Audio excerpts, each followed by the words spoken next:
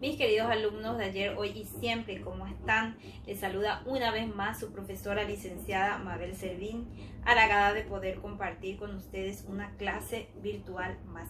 Seguiremos trabajando con los cuadriláteros el día de hoy, recordando clases anteriores que guardan relación con la clase que les tengo preparado el día de hoy. Quiero que me acompañen a analizar los ejemplos que ya tengo plasmados en la pizarra para que lo podamos asimilar mucho mejor. Seguiremos trabajando con los cuadriláteros. Aquí tengo diferentes tipos de planteamientos en donde vamos a estar aplicando las propiedades que analizamos en clases anteriores. En primer lugar, recordemos que los cuadriláteros se clasifican en paralelogramos, trapecios y trapezoides. Dentro de los paralelogramos podemos encontrar al cuadrado, al rectángulo, al rombo, incluso al paralelogramo propiamente dicho. El paralelogramo propiamente dicho vendría a ser esta figura que, como ustedes pueden ver, no es exactamente un rombo, pero efectivamente cumple el concepto de paralelogramo propiamente dicho, es decir, tiene dos pares de lados paralelos. Este lado es paralelo a este lado es paralelo a este lado, y de esa manera se cumple el concepto. De allí podemos rescatar que, por ejemplo, todo cuadrado, todos los cuadrados son cuadriláteros porque tiene 4 lados, pero no todo cuadrilátero es un cuadrado, por ejemplo, ya que dentro de los cuadriláteros podemos encontrar variedad. Así es que cuidado si de repente encontramos con conceptos teóricos que se prestan para ciertas confusiones. Entonces, recordando la propiedad de los cuadriláteros, en primer lugar, si tenemos, por ejemplo, un paralelogramo, ¿qué ocurre en el paralelogramo? Tenemos dos pares de lados iguales. Por ejemplo, vamos a suponer que yo tengo este lado. Vamos a nombrar los vértices A, B, C y D. Aquí tengo este lado, el lado AC, que se simboliza de esta forma. El lado AC es igual al lado BD, como ustedes pueden ver aquí. Esto se cumple en el paralelogramo. AC es igual a BD. Y también este lado, que es AB, el lado AB es igual al lado CD. Eso se cumple en cualquier paralelogramo. Además, tenemos que tener en cuenta que los ángulos no consecutivos son iguales. El ángulo B es igual al ángulo C y el ángulo A es igual al ángulo D. También tenemos que tener en cuenta que los ángulos consecutivos, por ejemplo, ángulo A y ángulo B, la suma del ángulo A y el ángulo B reproduce siempre 180 grados para que lo podamos tener en cuenta también. Teniendo esas pequeñas propiedades y conceptos que les acabo de mencionar, es que vamos a ir resolviendo los planteamientos que tenemos aquí. Y se determina la medida de los elementos indicados. Aquí yo tengo este rectángulo que tiene de vértices A, B, C y D. Nos menciona que este lado mide 3 metros y este lado mide 7 metros. Es decir, el lado AD mide 3 metros y el lado AB mide 7 metros. ¿Qué me pide aquí? La medida del lado DC, lado BC y el ángulo A. El ángulo A. Entonces aquí tenemos que el lado BC, que es este lado que tenemos aquí, es largo. Entonces se cumple que debe ser igual al lado AB. Y el lado AB mide 7 metros. Es decir, aquí por la propiedad de los paralelogramos es que ya automáticamente podemos resolver o hallar las medidas sin necesidad de hacer ningún cálculo. El lado BC es este que tenemos aquí y el lado BC va a ser igual al lado AD, que mide 3 metros, entonces por lo tanto mide 3 metros. El ángulo A, como se trata de un rectángulo, mide 90 grados. De hecho que los cuatro ángulos, en un rectángulo mide 90 grados, al igual que el cuadrado, ya que 90 por 4 da 360 grados, que es la propiedad que se debe cumplir. Este planteamiento ya está. Podemos pasar al segundo. Esto es un paralelogramo propiamente dicho. parecido al rombo, es como una mezcla entre el cuadrado y el rombo. Entonces esto es lo que particularmente se llama paralelogramo. ¿Qué tenemos aquí?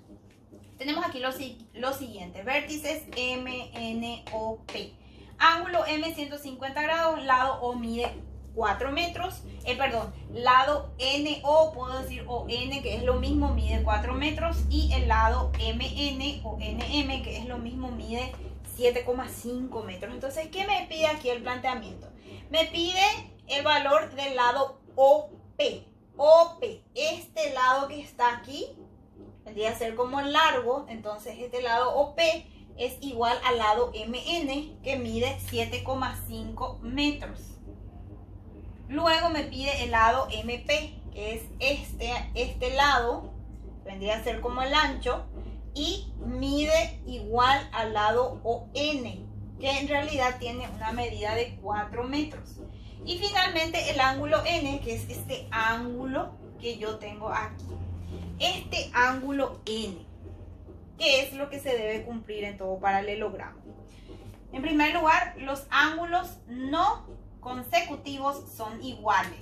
Es decir, este ángulo M y el ángulo O van a ser iguales. Los dos miden cada uno 150 grados.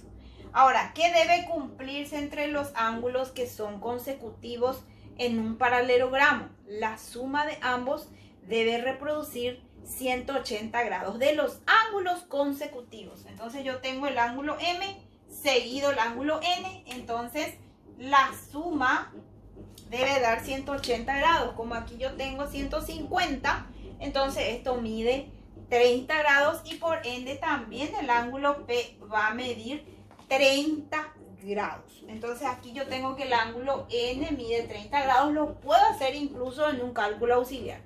Puedo decir lo siguiente: aquí yo tengo dos ángulos que son iguales, el que mide 150 más el otro que mide 150, ¿está bien?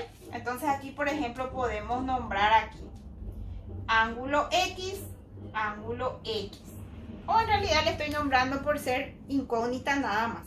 ¿Por qué pongo X aquí y X aquí? Porque estos dos ángulos son iguales por propiedad del paralelogramo que ya habíamos visto. Recuerdan que les había dicho que las diagonales son iguales en un paralelogramo. Entonces aquí tengo X más X igual a 360 grados. Entonces aquí yo tengo la suma, que es 300 grados más X que son 2X igual a 360 grados.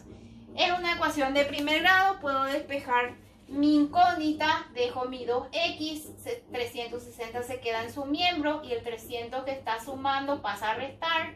Mi 2X va a ser igual a 360 menos 300, que va a ser 60. Entonces X sería igual a 60 dividido 2. X va a ser igual a 30 grados, resolviendo la ecuación lineal. Entonces, por ende, ya tenemos también resuelto aplicando como corresponde la propiedad. Pero de hecho, teniendo en cuenta los conceptos básicos, los ángulos no consecutivos son iguales y los ángulos consecutivos suman siempre 180 grados para que lo podamos tener en cuenta. De esa forma también ya resolvimos este planteamiento. Aquí tenemos otro planteamiento en donde fíjense que tenemos los siguientes vértices: A, B, C, D. Tenemos de dato la medida del lado AD, que mide 3,5, la medida del lado AB, que mide 5 metros, y también el ángulo C, que mide 85 grados. Bueno, aquí tenemos algunas incógnitas que vamos a ir despejando. Primero quiere saber la medida del ángulo A, este ángulo de aquí. Entonces los ángulos no consecutivos son iguales. Aquí están en la misma diagonal, por lo tanto esto mide 85 grados, ya que es un paralelogramo. Esto mide 85 grados. También me pide la medida del lado BC, que es este lado que yo tengo aquí. Debe ser igual a este lado, que es su paralelo, que mide 3,5 metros. Y luego me pide la medida del lado DC, que es este lado que yo tengo aquí. La medida del lado DC debe ser igual a la medida del lado AB, que mide 5 metros. Tiene que ser igual a su lado paralelo. Y finalmente tengo también para hallar la medida del ángulo M, que es este que está aquí. Fíjense aquí, yo tengo un ángulo exterior a mi figura. ¿Y qué pasa? Fíjense, aquí vamos a analizar muy bien. Aquí, ¿qué es lo que ocurre? Tengo lo siguiente. Tengo una línea recta y es como si esa línea recta se hubiera dividido en dos partes o dos ángulos. Este ángulo mide 85 grados y este ángulo se llama ángulo M. Así lo indica la figura. Entonces, ¿qué es lo que tenemos que tener en cuenta? Que aquí en realidad tenemos un ángulo llano. El ángulo llano mide 180 grados. Todo esto mide 180 grados. Es decir, este ángulo que mide 85 grados más el ángulo M siempre debe reproducir 180 grados porque en realidad es un ángulo llano. Pero de hecho que la propiedad menciona que si yo tengo un ángulo exterior y luego un ángulo interior, en este caso, en esta figura, la suma siempre da 180 grados. Por la explicación que ya les mencioné. En realidad forman un ángulo llano y se dividió ese ángulo llano en dos ángulos. No puedo decir iguales porque desconozco la medida del ángulo M. Entonces aquí en realidad lo que puedo hacer es despejar M. Es como tener X también, ecuación de primer grado.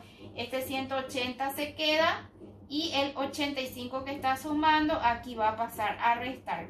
Entonces aquí creo que me queda 95 al hacer la resta, pero de igual manera lo voy a hacer en la calculadora.